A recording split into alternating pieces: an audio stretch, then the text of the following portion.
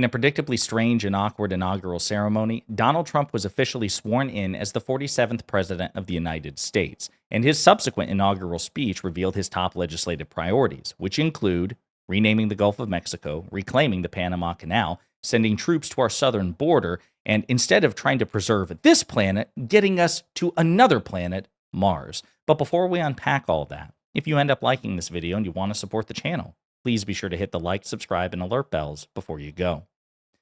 All right, friends, we have several clips to talk about in this video. I understand a lot of this is going to be tough for people because this was not the outcome we wanted. But we're going to start with Donald Trump taking the oath of office and him not putting his hand on the Bible, which is what he's supposed to do. I, Donald John Trump, do solemnly swear. I, Donald John Trump, do solemnly swear. That I will faithfully execute. That I will faithfully execute. The office of President of the United States. The office of President of the United States. And will, to the best of my ability. And will, to the best of my ability. Preserve, protect, and defend. Preserve, protect, and defend. The Constitution of the United States. The Constitution. And so during that part, he's supposed to put his left hand on the Bible. He chose not to. So Melania's just standing there kind of awkwardly like, what the hell am I doing with this? He was probably concerned it would burst into flame on live TV, which would be my concern as well. It's probably a fire hazard. But yeah, so he takes his oath, but he doesn't actually swear on anything. So we're going to play some other clips from, these are from Trump's subsequent speech after he was sworn in as the 47th president. And we're going to start with this one, where his empathy is with the people who have suffered in California from the raging wildfires. Wow, Donald Trump showing empathy. Well, kinda, for a very select group of people. They're raging through the houses and communities, even affecting some of the wealthiest and most powerful individuals in our country, some of whom are sitting here right now. They don't have a home any longer. That's interesting. But we can't let this happen. Everyone is unable to do anything about it. That's going to change. We have a public health system that does not deliver in times of disaster, yet more money is spent on it than any country anywhere in the world. And we have an education system that teaches our children to be ashamed of themselves in many cases, to hate our country despite the love that we try so desperately to provide to them. All of this will change starting today, and it will change very quickly. Yeah, so Trump is really concerned about the wealthy people sitting behind him, the wealthy people who are affected by the wildfires, not poor people, not people without means, just the wealthy people. And I should point out that Trump famously refused to provide assistance in the 2018 wildfires until he was told by staff that it would affect his supporters, because he's just not inclined to help liberals, progressives, and blue states, unlike President Biden with Republican states. The contrast is staggering. Here's another clip. With these actions, we will begin the complete restoration of America and the revolution of common sense. It's all about common sense. First, I will declare a national emergency at our southern border.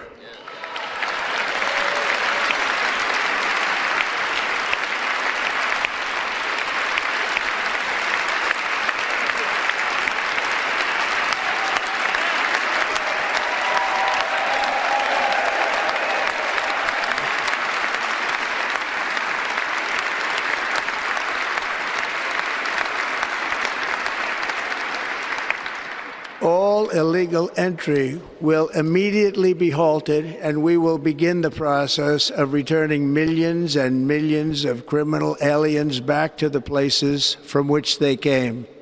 So he's going to declare a national emergency at the southern border, which is interesting because the rates of contacts between law enforcement and undocumented migrants are actually lower now and have been lower now than they were when Trump left office in 2021, right? Very interesting. It's actually better managed now than it was when he left office.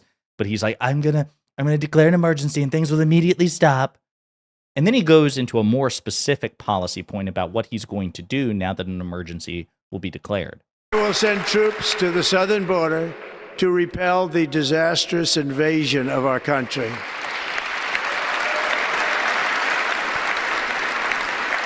Under the orders I signed today, we will also be designating the cartels as foreign terrorist organizations.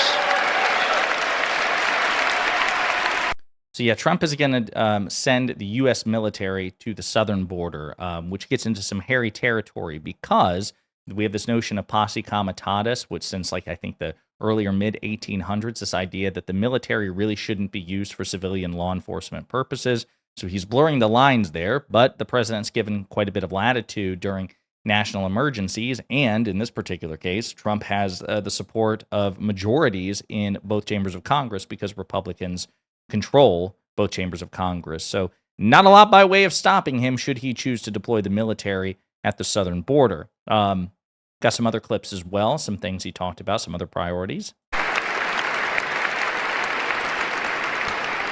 After years and years of illegal and unconstitutional federal efforts to restrict free expression, I will also sign an executive order to immediately stop all government censorship and bring back free speech to America.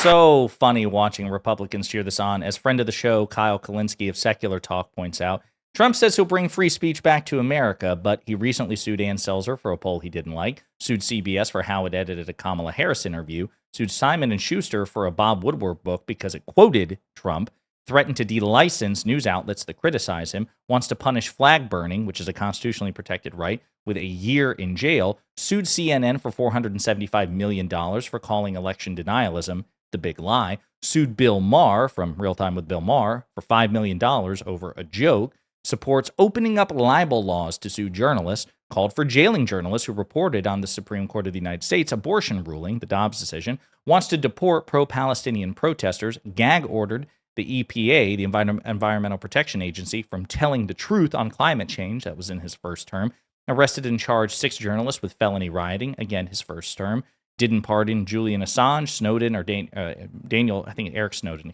and Daniel Hale, wanted to invoke the Insurrection Act to deploy U.S. troops against George Floyd protesters, and called to terminate all rules, regulations, and articles in the Constitution over his election loss. Kyle concludes by saying he is the most anti-free speech president in modern American history, complete authoritarian, con man, fraud.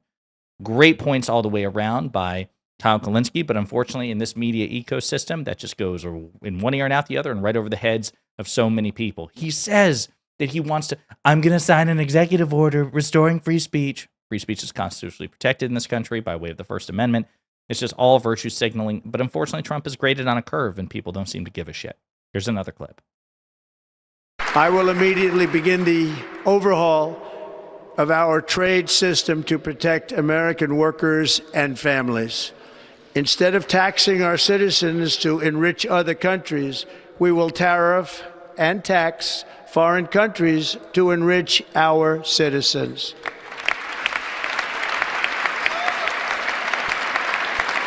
For this purpose, we are establishing the External Revenue Service to collect all tariffs, duties, and revenues. It will be massive amounts of money pouring into our treasury, coming from foreign sources. So again, this idea that a trade war, tariffs will somehow be good for the people of this country and we'll be collecting a ton of money. Again, the money will be passed off to the American consumer because there's no way that American retailers and American businesses are simply going to eat the cost. They will pay the tariffs and then pass that burden on to the end consumer, not the least of which being that tariffs are already collected by the federal government. So again, for a guy who wants to make the federal government more efficient, it doesn't really make sense to create out of whole cloth a redundant agency. Here's another clip. As of today, it will henceforth be the official policy of the United States government that there are only 2 genders, male and female.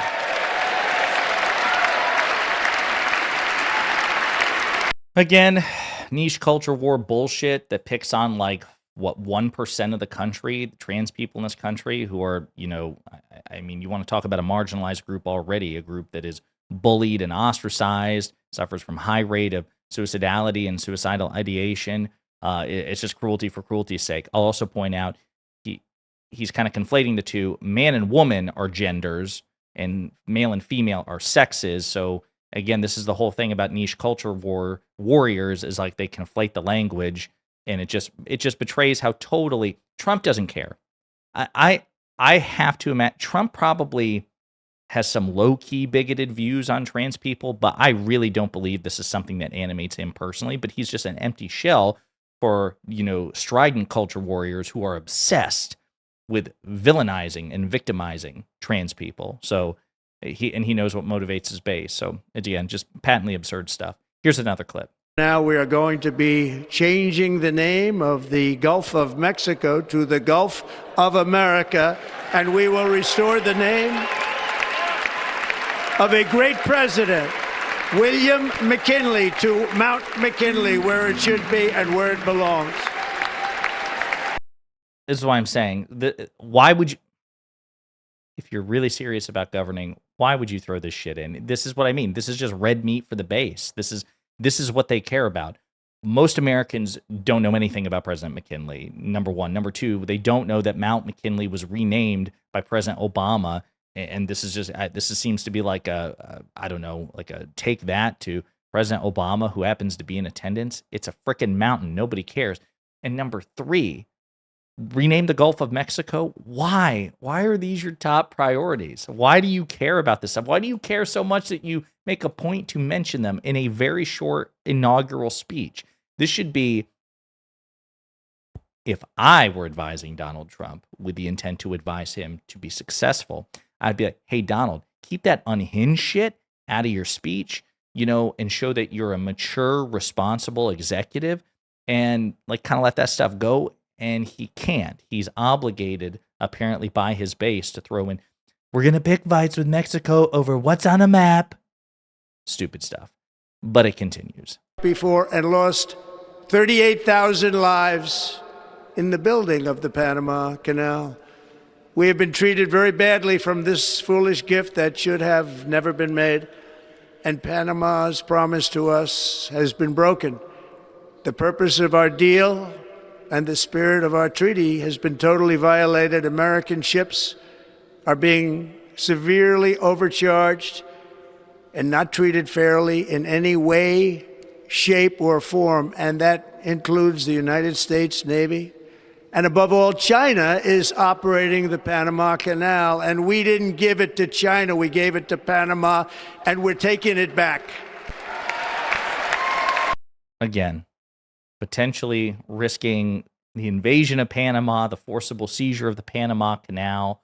Why? Why do that? It's so absurd. It's just ridiculous. And then I want to play one last clip here, which again, to me, listen,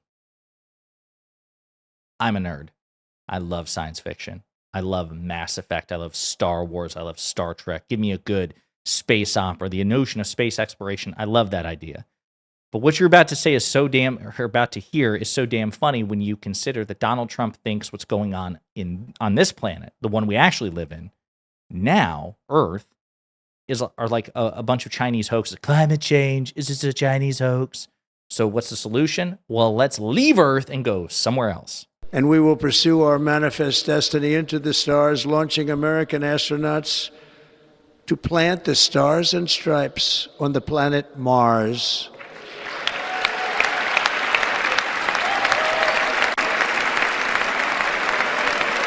I genuinely, it's this Republican Party is just so damn goofy to me. It like they really are so damn goofy.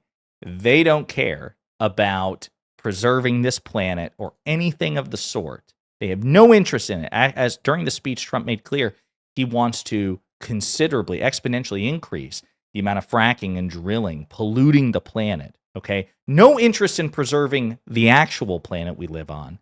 But somehow getting to Mars and exploring Mars in outer space, I assume terraforming it or something, making it habitable. They're all for that, but not preserving what we have here. It's just so strange. It's like it would be like somebody saying, "I'm going to set my house on fire with all of us in it.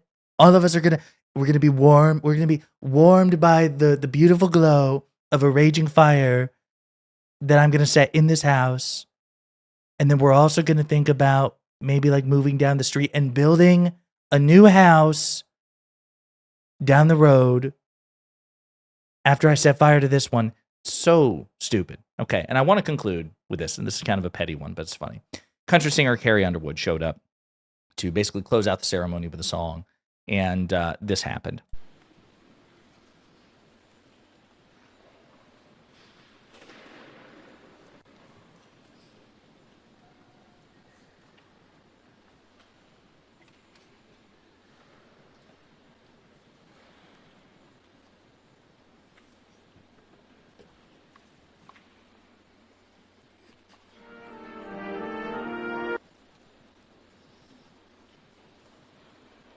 And it goes on like that for a few minutes, just technical difficulties, which is it's funny. But yeah, folks, again, it's official. Donald Trump is the 47th president of the United States. You will never hear me refer to him as President Trump or Mr. President because I believe he has disgraced the office. It doesn't mean it's not because he's Republican. I still refer to every past president by their title: President Bush, President H.W. Bush, President Reagan, President Washington, President Lincoln. Donald Trump is the lone exception because I think that we've had bad presidents before. We've had terrible presidents before. We've had bad presidents who have had genuinely horrific policies. Donald Trump is all of those things.